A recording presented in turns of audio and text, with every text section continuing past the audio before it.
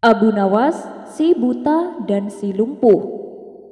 Dikisahkan di kerajaan Baghdad akan mengadakan pesta besar-besaran.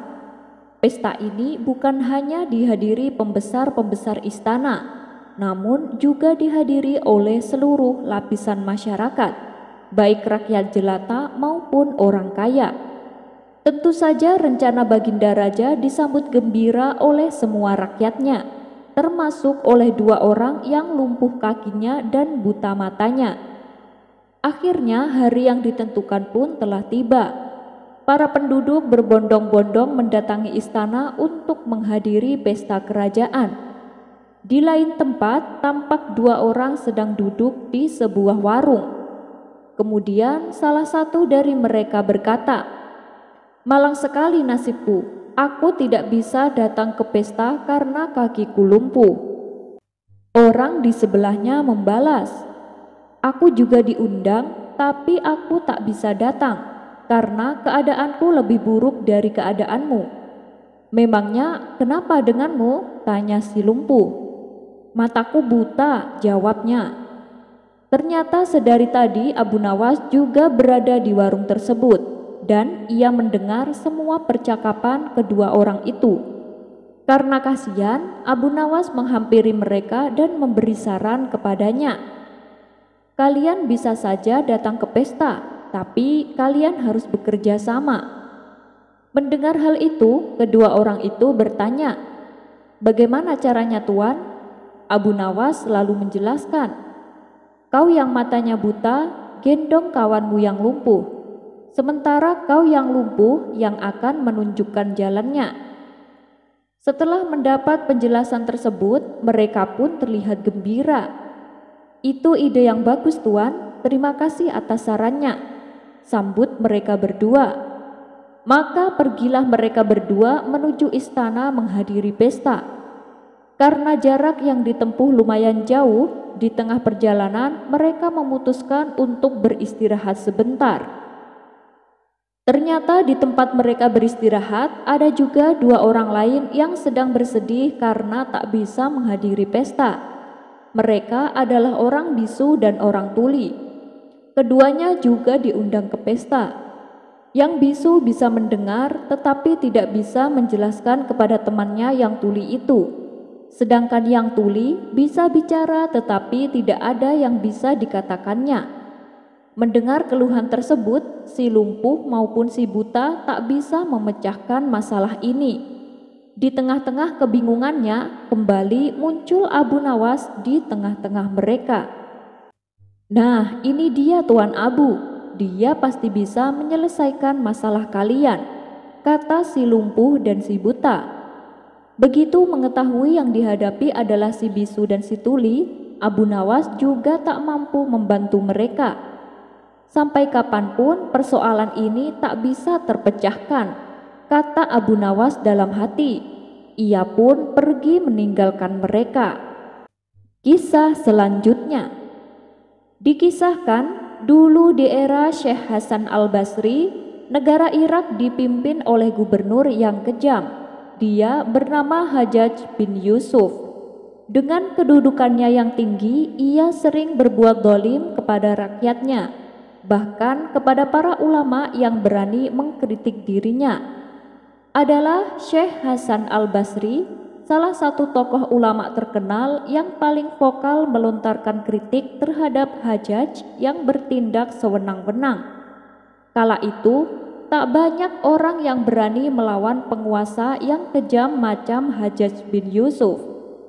Suatu ketika, Hajjaj membangun istana yang megah untuk dirinya di wilayah kota Wasit. Ketika pembangunan selesai, maka diundanglah orang-orang untuk melihat dan mendoakannya. Hasan al-Basri tak mau menyia-nyiakan kesempatan yang baik itu. Ketika ia tiba di istana Hajjaj yang baru, di hadapan orang-orang Hasan al-Basri berkata, "Kita mengetahui apa yang dibangun oleh manusia yang paling kejam, dan kita juga dapati Fir'aun. Dia membangun istana yang lebih besar dan lebih megah daripada bangunan ini. Namun kemudian Allah membinasakan Fir'aun beserta apa yang dibangunnya. Andai saja Hajjaj tahu bahwa penghuni langit telah membencinya dan penduduk bumi telah memperdayakannya. Beliau terus mengkritik dan mengecam tanpa ada rasa takut sama sekali. Sebagian orang yang mengkhawatirkan keselamatan Hasan al-Basri memintanya untuk berhenti. "Cukup wahai Syekh, cukup." Namun bukannya berhenti, Hasan al-Basri kembali berkata, "Wahai saudaraku, Allah Subhanahu wa Ta'ala telah mengambil sumpah dari ulama agar menyampaikan kebenaran kepada manusia dan tak boleh menyembunyikannya." Keesokan harinya, Hajjaj mengadakan pertemuan bersama para pejabat istana. Lalu salah satu bawahannya memberitahukan kepada Hajjaj tentang perbuatan Syekh Hasan al-Basri. Seketika Hajjaj pun menjadi murka. "Celakalah kalian, seorang dari budak-budak Basrah itu memaki-maki kita dengan seenaknya dan tak ada seorang pun dari kalian yang berani mencegah atau melarangnya. Demi Allah, akan kuminum darahnya di hadapan kalian, wahai para pengecut." Kemudian Hajjaj segera memerintahkan pengawalnya supaya menyiapkan pedang beserta algojonya dan menyuruh beberapa prajurit lain untuk menangkap Hasan al-Basri. Tak berselang lama, dibawalah Hasan al-Basri ke hadapan Hajjaj bin Yusuf. Begitu Hasan al-Basri melihat algojo dan pedangnya yang terhunus, beliau menggerakkan bibirnya membaca sesuatu. Lalu ia berjalan mendekati Hajjaj dengan kewibawaannya sebagai ulama di jalan Allah. Melihat aura Hasan al-Basri yang sangat berwibawa, mendadak mental Hajjaj menjadi ciut. Amarah yang tadinya memuncak tiba-tiba berubah menjadi lemah lembut. Hajjaj lalu mempersilahkan Hasan al-Basri untuk duduk di kursi kehormatan berdampingan dengannya. "Silakan duduk di sini wahai Syekh, silakan." Tentu saja seluruh yang hadir menjadi bengong dan terheran-heran melihat perubahan sikap Hajjaj bin Yusuf. Dengan tenang dan penuh wibawa, Hasan al-Basri duduk di tempat yang disediakan.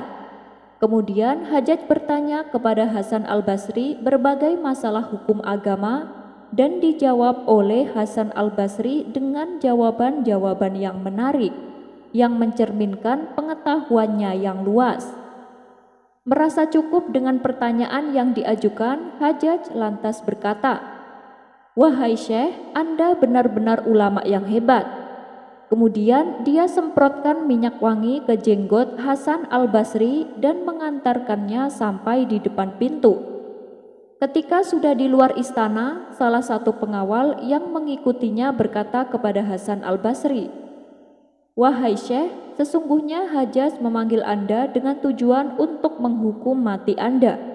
Tapi ketika Anda masuk dan melihat algojo dengan pedangnya, saya perhatikan Anda membaca sesuatu. Doa apa yang Anda baca?" Hasan al-Basri menjawab, "Doa yang aku baca seperti ini. Wahai yang maha melindungi dan tempatku bersandar dalam kesulitan, jadikanlah amarahnya menjadi dingin dan menjadi keselamatan bagiku, sebagaimana engkau menjadikan api menjadi dingin dan keselamatan bagi Nabi Ibrahim." Karomah yang dimiliki Hasan al-Basri ternyata juga menurun kepada salah satu muridnya. Murid tersebut bernama Habib al-Ajami. Kala itu Hasan al-Basri sedang dikejar oleh para prajurit kerajaan. Guna menyelamatkan diri, Hasan al-Basri berlari menuju sebuah gua untuk bersembunyi. Kebetulan saat itu muridnya yang bernama Habib al-Ajami sedang berada di gua tersebut. Habib al-Ajami biasa menggunakan gua itu untuk melakukan uzlah. Uzlah adalah mengasingkan diri dari keramaian dan hanya fokus mendekatkan diri kepada Allah. Tak berselang lama, para prajurit yang sedang mengejar datang menghampiri Habib al-Ajami. "Apakah kau melihat Hasan al-Basri?" tanya mereka. "Iya, dia ada di dalam gua," jawab Habib al-Ajami. Mendengar jawaban tersebut, para prajurit langsung memasuki gua untuk menangkap Hasan al-Basri. Tapi setelah sekian lama mencari, mereka tidak menemukannya. Akhirnya dengan perasaan kecewa, para prajurit meninggalkan gua tersebut. Setelah mereka sudah benar-benar pergi, barulah Hasan al-Basri keluar dari persembunyiannya. Ia lalu menghampiri muridnya itu. "Habib, engkau adalah murid yang berbakti kepada guru, tapi mengapa engkau memberitahu persembunyianku?" Habib al-Ajami menjawab, "Maafkan saya guru, tapi andaikan tadi aku berdusta, niscaya kita berdua akan ditangkapnya dan tak ada yang selamat di antara kita." Mendengar jawaban sang murid, Hasan al-Basri kembali bertanya, "Lantas doa apa yang kau baca sehingga aku terlindungi dari kejaran dan penglihatan mereka? Padahal mereka sampai 7 kali menyentuhku, tapi anehnya mereka tidak melihatku." Habib pun menjawab, "Tadi aku membaca ayat kursi 10 kali, lalu aku berdoa kepada Allah, 'Ya Allah, kutitipkan guruku Hasan al-Basri kepadamu, maka lindungilah dirinya.'" Begitu mendengar jawaban sang murid, Hasan al-Basri merasa takjub dengan keluasan ilmunya. Kisah ini terdapat dalam kitab Tazkirah al-Auliya karya Farid al-Din Attar. Wallahu a'lam bishawab. Kisah selanjutnya, Abu Nawas merupakan penyair ternama di seantero negeri Baghdad. Kepiawaiannya dalam membuat syair inilah yang seringkali bermasalah dengan pemerintah. Pasalnya, ia tak segan-segan mengkritik sang penguasa lewat syair-syair yang dibuatnya. Tak ayal, hal ini membuat Baginda Raja merasa geram. Namun, setiap kali ditangkap dan dihadapkan kepada Baginda Raja, Abu Nawas selalu bisa lolos karena kecerdikannya. Hingga pada suatu hari, Baginda Raja memerintahkan beberapa pengawal agar Abu Nawas ditangkap dan ditempatkan di penjara tanpa memberitahu siapa yang memerintahkan penangkapan tersebut. Abu Nawas sendiri merasa bingung. Apa alasannya dia ditangkap? Ia pun meminta supaya dihadapkan kepada Baginda Raja.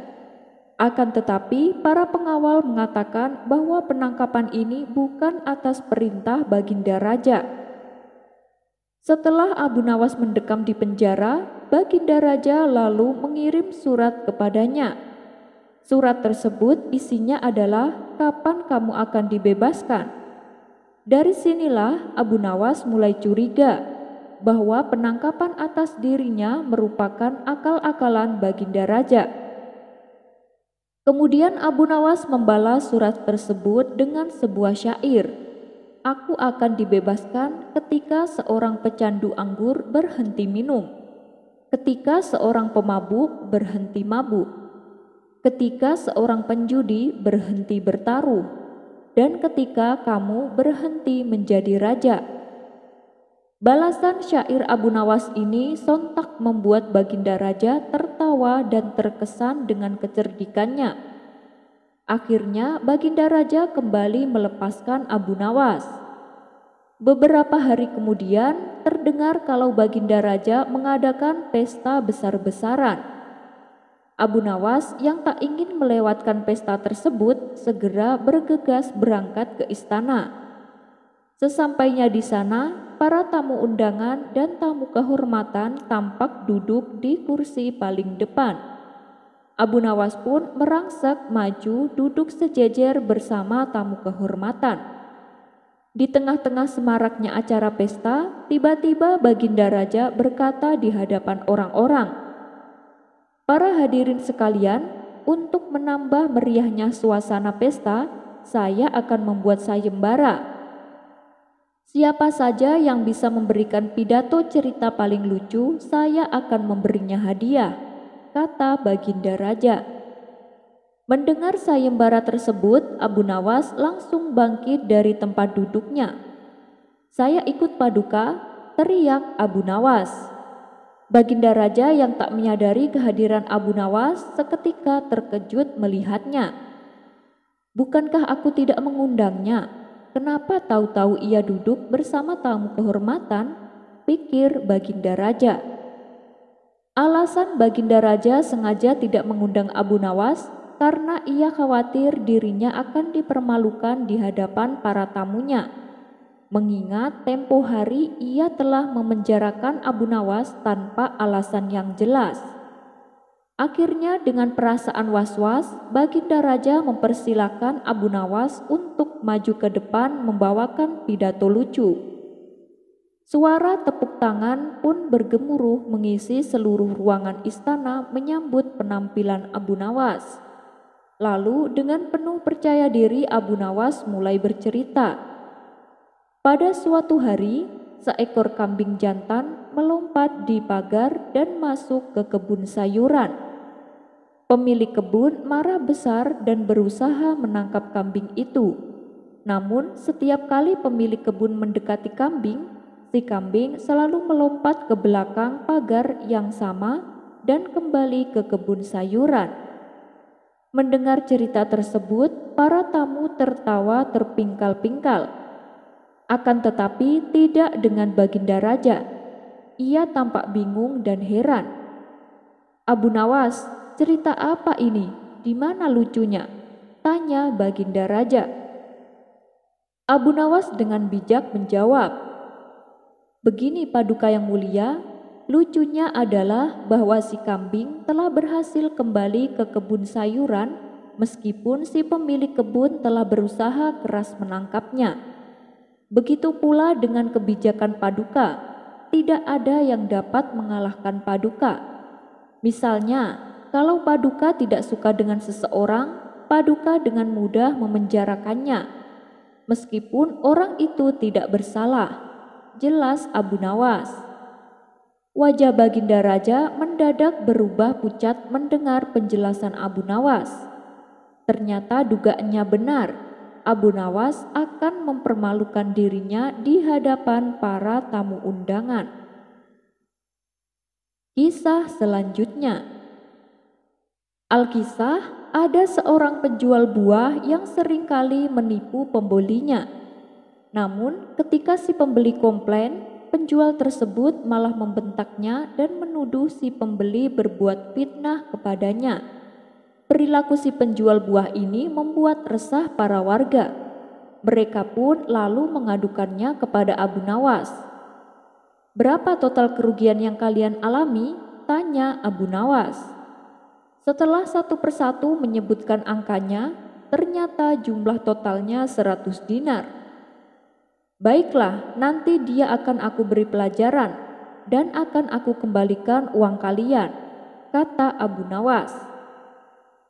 Singkat cerita, pada keesokan harinya Abu Nawas membawa buah labu ke pasar. Saat melintas di depan si penjual buah, Abu Nawas langsung dipanggilnya. Hai Abu Nawas, kamu mau jual buah labu itu? Sini aku bayar. Kebetulan persediaan buah labu saya sedang kehabisan, kata si penjual buah. Iya, tapi rasanya kamu tidak akan mampu membelinya, balas Abu Nawas. Merasa direndahkan oleh Abu Nawas, si penjual merasa jengkel. Sebutkan saja berapa harganya, tanya si penjual emosi. Harganya 100 dinar, jawab Abu Nawas. Gila, mana ada labu harganya begitu mahal, timpal si penjual. Tuh kan, sudah aku bilang kamu tak akan mampu membelinya, sahut Abu Nawas. Kau jangan menghina Abu Nawas, bukannya aku tidak mampu, tapi harganya yang tidak wajar, kata si penjual. Tidak wajar bagaimana? Ini bukan labu sembarangan. Siapapun yang memiliki labu ini akan memberinya kekayaan yang tak terhingga, jelas Abu Nawas. Si penjual sejenak terdiam. Mana ada labu bisa memberikan kekayaan? Aku sama sekali tidak percaya, pikir si penjual. Tapi karena penasaran, ia pun bersedia membeli labu tersebut. Setelah si penjual pulang, ia memotong buah labunya menjadi 2. Kurang ajar, ini cuma labu biasa ternyata. Aku telah ditipu Abu Nawas, kata si penjual merasa geram. Kemudian ia langsung mendatangi Abu Nawas untuk meminta penjelasan. Hei Abu Nawas, kau telah menipuku, kembalikan uangku. Kau bilang ini labu ajaib, ternyata hanya buah labu biasa, bentak si penjual. Tapi dengan entengnya Abu Nawas menjawab bahwa keajaiban labu tersebut sebenarnya terletak pada ketidakpercayaan si penjual. Kau pasti berani membeli dengan harga mahal hanya untuk sekedar memastikan kebenarannya, terang Abu Nawas. Tentu saja, dan itu wajar. Pokoknya sekarang kembalikan uangku, pinta si penjual. Uangmu sudah tidak ada padaku, sudah aku berikan kepada para pembeli yang telah kamu tipu. Kalau kau bersikeras menginginkan uangmu kembali, aku akan laporkan hal ini kepada Baginda Raja, ancam Abu Nawas. Mendengar ancaman tersebut, si penjual langsung gemetaran dan pucat pasi. Jangan Abu Nawas, aku tak lagi menginginkan uangku, kata si penjual ketakutan. Akhirnya, berkat akal cerdik Abu Nawas, uang para pembeli yang telah ditipu berhasil dikembalikan. Abu Nawas jadi konsultan terapi anak bandel. Ada satu profesi baru yang Abu Nawas tekuni saat ini, yaitu jasa konsulting dan terapi anak bandel. Tapi cara Abu Nawas ini beda dengan pada umumnya, dan dijamin Anda pasti tertawa mendengarnya. Berikut kisah lengkapnya. Dikisahkan ada seorang ibu-ibu yang kewalahan menghadapi anak satu-satunya. Anaknya tersebut sangat bandel dan susah diatur. Tetangganya kemudian menyarankan supaya si anak dibawa ke tempat Abu Nawas untuk dididik agar menjadi anak yang baik. Karena sudah lelah memikirkan caranya, akhirnya si ibu itu langsung berangkat mengantarkan anaknya ke rumah Abu Nawas. Sesampainya di sana, si ibu tersebut mendapati Abu Nawas sedang dalam masalah. Pasalnya ia tengah dimarahi sang istri. Melihat hal itu, si ibu pun mengurungkan niatnya. Sepertinya ini bukan waktu yang tepat, lebih baik aku pulang saja, ucap si ibu dalam hati. Namun ketika ia melangkahkan kakinya hendak meninggalkan rumah Abu Nawas, tiba-tiba ada suara yang memanggilnya. Hei ibu, jangan pergi dulu, kemarilah, teriak Abu Nawas. Si ibu itu lalu menghampiri Abu Nawas. Ibu ada perlu apa datang kemari? Tanya Abu Nawas. Begini tuan, memang saya ada perlu. Tapi rasanya ini bukan waktu yang tepat tuan, jawab si ibu merasa tak enak. Gak apa-apa, katakan saja, istriku memang begitu, cerewetnya na'udzubillah. Jadi gak usah kaget bu, balas Abu Nawas. Kemudian ibu tersebut mengadukan permasalahan tentang anaknya yang bandel dan susah diatur.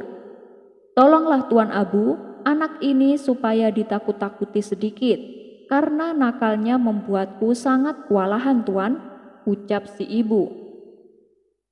Oh begitu, baiklah mari ikut aku, ajak Abu Nawas. Kemudian ibu dan anaknya itu diantar ke ruangan tempat biasa Abu Nawas mengajar.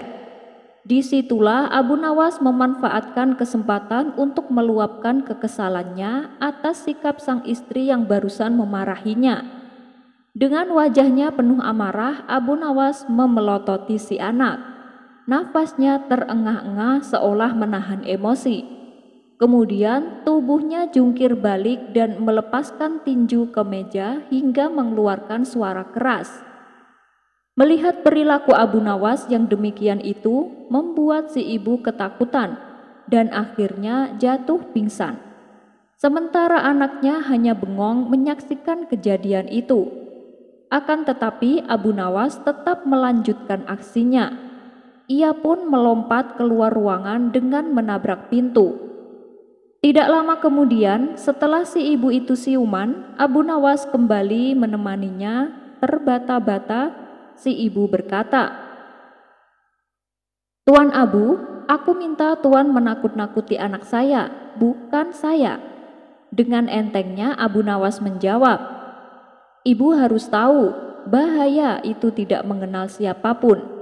Ya seperti yang ibu lihat tadi, bahkan aku juga telah menakut-nakuti diriku sendiri. Ketika bahaya mengancam, ia juga akan mengancam semua orang, ibu," kata Abu Nawas menjelaskan. Akibat peristiwa itu, si ibu kapok mendatangi rumah Abu Nawas. Tapi alhamdulillah anaknya menjadi pendiam, tak lagi nakal menyusahkan ibunya. Ya mungkin karena trauma kali. Mencari kuburan yang hilang.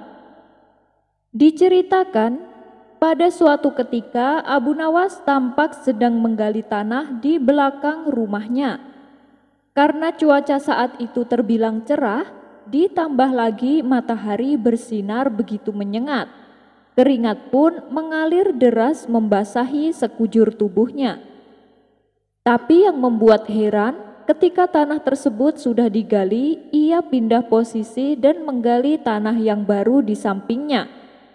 Tuan Hamid yang kebetulan melintas melihat perbuatan Abu Nawas yang aneh ini, ia pun memberanikan diri menghampiri dan bertanya kepadanya, "Abu Nawas, sebenarnya apa yang sedang kamu lakukan?" Abu Nawas kemudian menjawab, "Aku sedang mencari kuburan yang hilang, Tuan."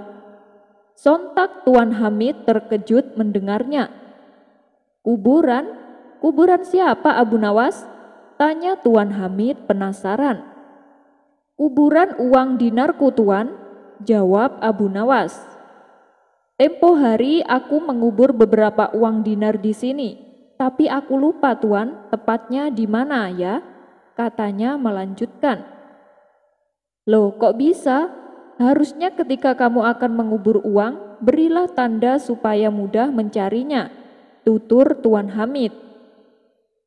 "Sudah kok, Tuan, waktu aku menguburnya ada awan di atasnya, tapi sekarang awan itu enggak ada lagi. Pasti ada yang mindahin ini. Udah pasti, Tuan, ada orang yang sirik sama saya," ujar Abu Nawas.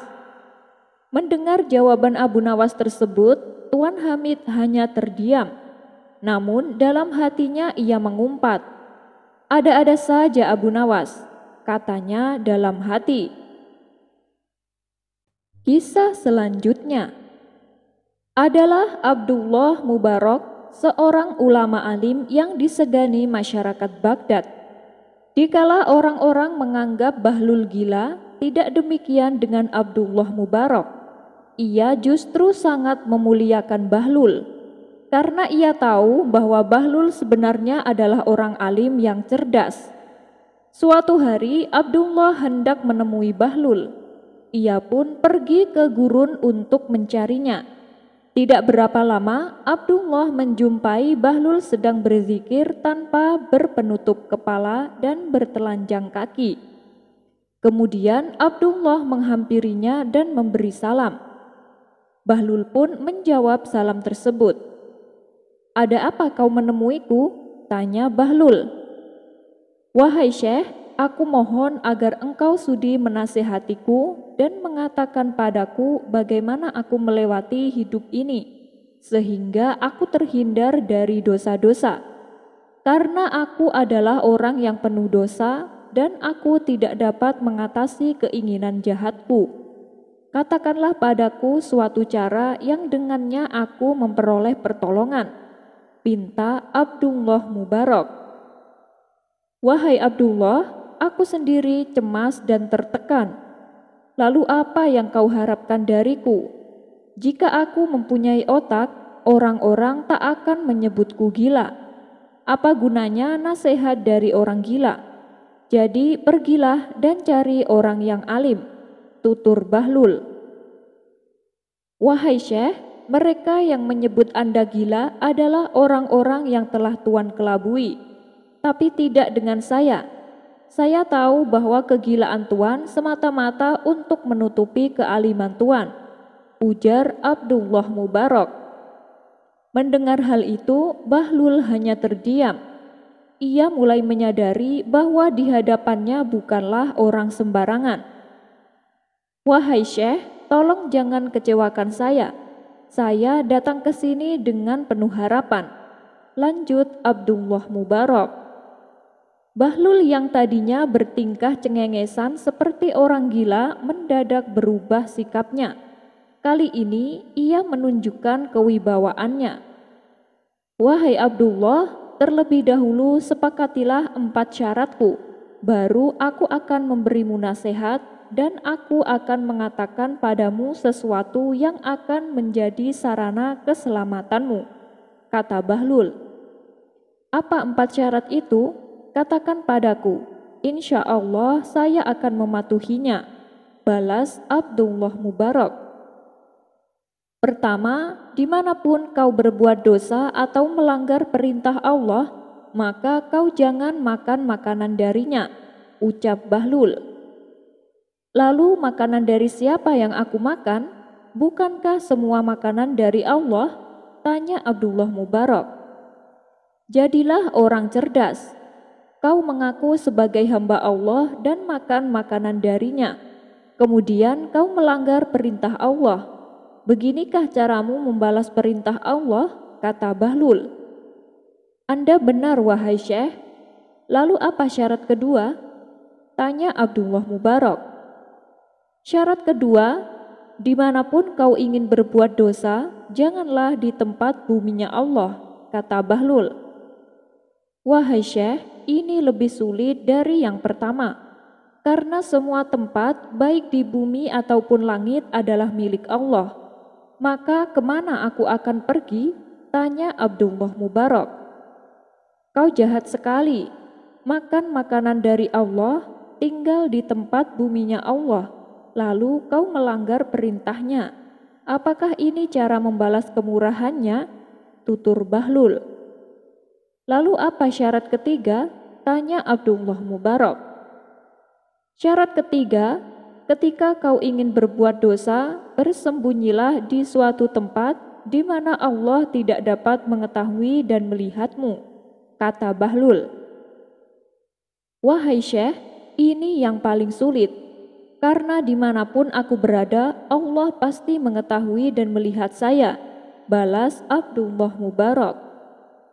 "Kau orang pandai, kau tahu bahwa Allah bisa mengetahui dan melihatmu dimanapun kau berada. Karena itu sangatlah jahat bila kau makan makanan darinya, tinggal di tempat buminya Allah, kemudian kau melanggar perintahnya, padahal Allah sedang melihatmu," tutur Bahlul. "Anda benar wahai Syekh. Lalu apa syarat keempat?" tanya Abdullah Mubarak. "Syarat keempat, ketika malaikat maut datang untuk mencabut nyawamu, katakan padanya, 'Tunggu sebentar, aku ingin mengucapkan selamat tinggal pada keluargaku dan mengambil perbekalan terakhirku,' ucap Bahlul. "Itu tidak mungkin wahai Syekh. Kalau sudah waktunya ajal menjemput, saya tidak bisa menundanya meskipun hanya sedetik," ujar Abdullah Mubarak. "Wahai Abdullah, kau tahu bahwa tidak ada obat bagi kematian. Kau tidak dapat membuatnya menjauh dan malaikat maut tidak akan memberimu waktu. Saat kau diambang kematian, malaikat maut bisa datang kapan saja, bahkan ketika kau sedang berbuat dosa. Wahai Abdullah, bangunlah dari ketidaksadaran. Berhati-hatilah terhadap kesombongan. Hidup di dunia sangatlah singkat. Cemaskanlah hari akhir karena perjalanan panjang menanti. Jangan menunda ibadahmu hari ini sampai besok. Mungkin besok tak akan datang kepadamu. Ketahuilah bahwa sekarang adalah waktu yang berharga. Jangan bermalas-malasan dalam berbuat untuk hari akhir. Siapkan perbekalan untuk hari akhir sekarang juga, karena penyesalan di esok hari tidak akan berguna. tutur Bahlul. Setelah mendengar perkataan Bahlul, Abdullah Mubarak menundukkan kepalanya dan termenung. "Wahai Abdullah, bukankah kau menginginkan nasihat dariku dan menginginkanku memberikan contoh dan bukti? Tapi mengapa engkau malah menundukkan kepalamu? Jawaban apa yang kau katakan ketika malaikat bertanya dan membuat perhitungan atas amalmu? Padahal orang-orang yang amalnya bersih tidak akan takut menghadapi hari esok," kata Bahlul melanjutkan.